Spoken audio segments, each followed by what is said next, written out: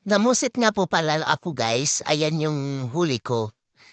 3:00 na po ito ng madaling araw. Pauwi na po ako sa amin.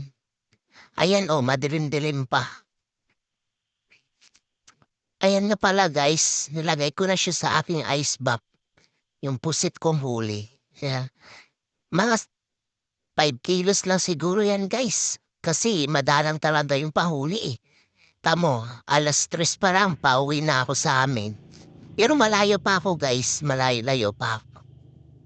Ayun nga pala yung makina po ayaw umandar, nahirapan pa ako eh, Diyos ko, pinapawisan patuloy ako.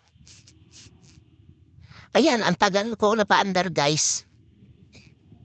Kaya hindi ako naliligaw sa laot, ayan may gamit akong kumpas.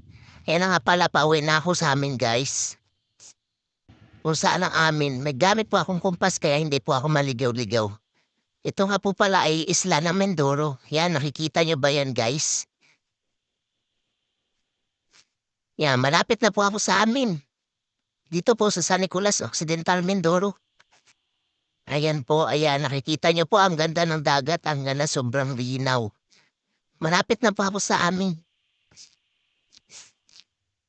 Yan na nga, may nakaabang na sa akin, yung aking baby at ang aking asawa.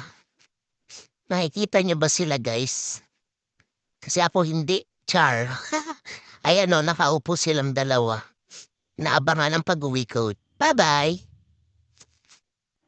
Thanks for watching!